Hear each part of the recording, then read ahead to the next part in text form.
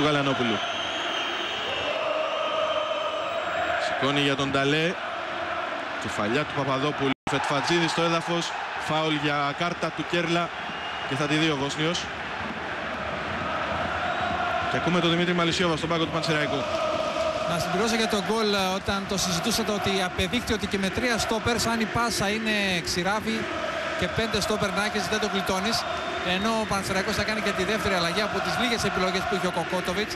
Στον πάγκο είδα πρώτη φορά ομάδα Super League να έχει μόνο Έλληνες και ο Πανσεραϊκός είχε 6 Έλληνες.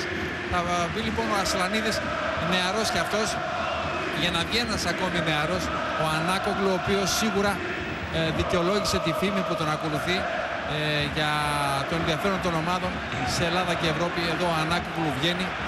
Πιθανότατα ο Γεωργιάδης είναι αυτός που θα φύγει το καλοκαίρι και ο Ανάκογλου θα περιμένει.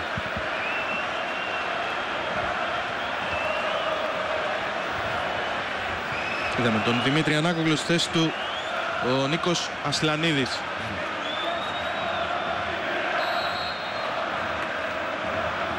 Φάουλ με το Ριέρα. Απευθείας εκτέλεση, καταπληκτικό γκολ από τον Αλμπέρτ Ριέρα στο 89.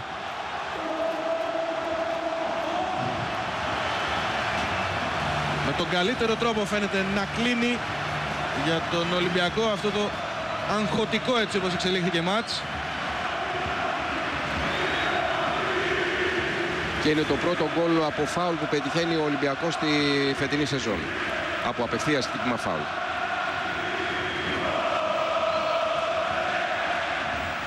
Και δεύτερο γκολ για τον Ριέρα.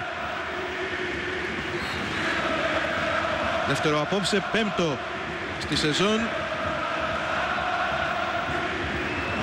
Άνοιξε το τείχος.